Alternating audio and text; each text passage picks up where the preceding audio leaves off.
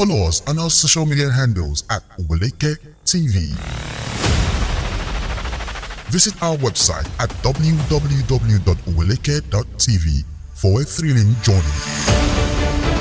Oweleketv, rising star at the fairground.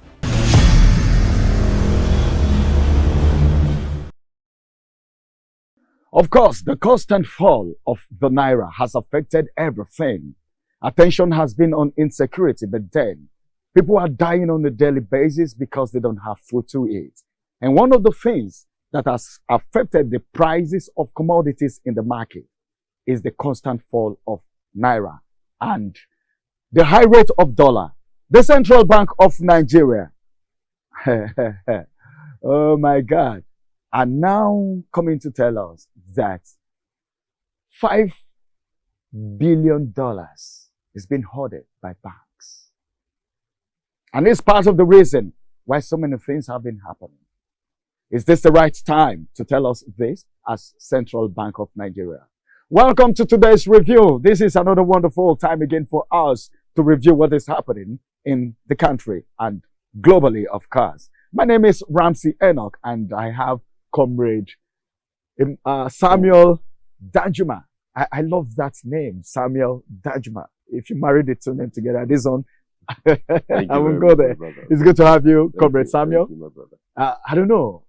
Well, you're looking very chubby and looking very good. I don't think this constant fall of naira has affected you, has it? It has. It has affected the price of everything. You go to the market on Monday, you buy something, and you go back on Tuesday, the prices are different, and you begin to ask yourself questions, and the next thing you hear, dollar don't increase, like they'll say in the local palace. So it has affected everything. It has affected every sphere of human life. And I think it's high time the agencies, the government agencies responsible for checks and balances in this sector should have to sit up and do the right thing.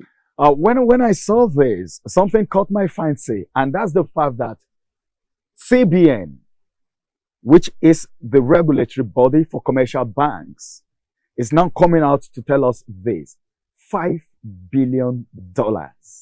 You know how it sounds. Yeah, you know how big that money is. They've been holding this money. So how comes the central bank never knew about it until now? I always say this, and they knew and they kept quiet. I'm going to say this again. Nigerians are their own undoers. They're the greatest undoers. Nigerians are always they take joy and pleasure in seeing Nigerians suffer. It boils down even to the man on the street who is selling even pure water and the rest of them. You find out that he increases the price of everything at the slightest of opportunity.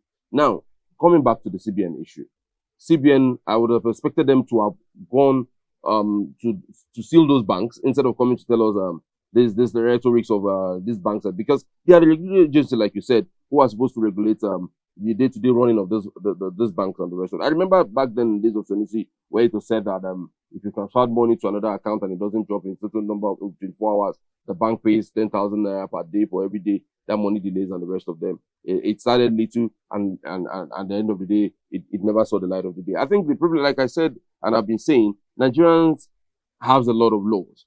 The issue we have are implementation. What I expect the banks should do, CBN should do now, is to swing into action, seal those banks, seize their licenses. I think that will serve as deterrent to others to stop. I don't see why people enjoy seeing people suffer. I don't see why people enjoy seeing that, because it ordinarily doesn't make sense. How will you be hoarding? So that shows that the issue of the naira falling is artificial. It's man-made. That means that Nigerians are the ones doing it because they are gaining from a lot of money from that. And I think it's high time the government swing into action. The government of the day. This is not time for politicking. This is not time for sentiments and frivolities. It's time to act. Nigerians are suffering. Nigerians are dying. And even a little few of them are the one behind this. They should be brought to book. They should be named and they should be shamed. All right. You just mentioned Sanusi just now. And it took my mind back. And I started remembering so much that he did during his time. Then we get to Emefiele too. These things. Now, after Emefiele was arrested, okay, after he was put into custody, a lot of things were unveiled, a lot of things were revealed. And one thing that Emefiele did is, just like, I wouldn't go down alone. And some other persons were named, where some money was being channeled to. We got to know all of that. Now, let's get back to Central Bank and the commercial banks where this money is being hoarded. The central bank now, don't you think the person in charge of the chairman of the central bank, all right, the governor, I beg your pardon, the governor of the central bank, talking about Cardoso now, should be held responsible for what is happening now? Or you want to say there are some persons? Because you remember during when they said, okay, this Naira redesign, during Naira redesign, you knew what happened. You could remember. Okay. Can we now say that the CBN governor should be held responsible? Or we can say the commercial banks should be held responsible? If you say we should hold the CBN governor responsible for this, it will amount to being witch hunting. The CBN governor just got in about 6 months ago, and before he came, there have been a lot of. I think the CBN governor is doing us a lot good because he's now beginning to reveal a lot of happenings which we do not know were happening before now. So we should give him credit for that, but we'll give him more credit if he takes a step further by persecuting these banks and naming them and let us know those banks and revoking their licenses, because this is a crime against humanity. This is a crime against the people. So we shouldn't take it lightly and let it slide under the carpet like it has all, like investigations of such.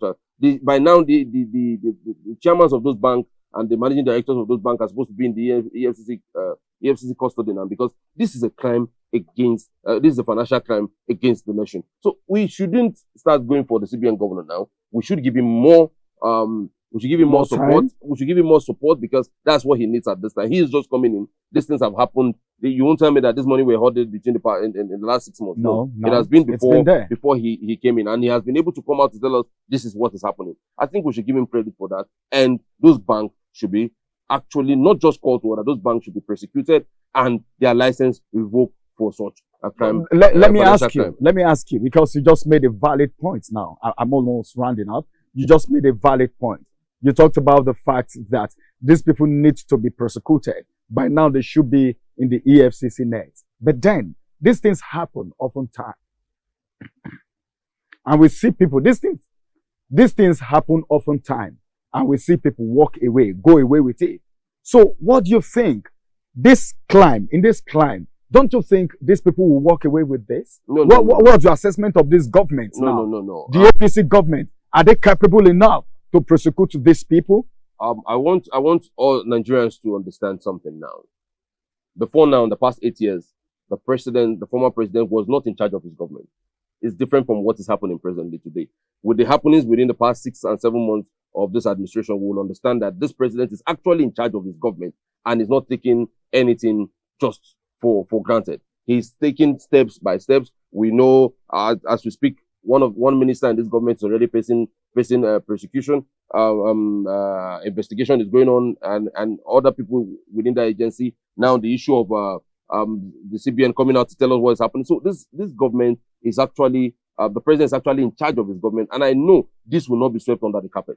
For the first time, we had that Dangote refinery, or the EFCC personnel were at Dangote refinery to investigate the issue of dollar, the allocation that got to Dangote, which is something that has not happened before. So this shows that this government has and is prepared to actually do the right thing and do the right thing for the betterment of Nigeria. So this will not be swept under the carpet. This will not be business. Don't worry. We are going to talk about this government much later, not now, because with this that you said, I have a lot of questions on my mind, because a whole lot happening, a lot of questions on my mind to ask the government, but we'll not talk about that on this review. We'll talk about that again. Maybe by then you may want to withdraw some of the statements you've made concerning this government. Probably. Don't worry. By the time we begin to get into it, we're going to be unveiling. No problem. You will get to know. All right, this is going to be the size of today's review, as it has to do with the Central Bank of Nigeria fishing out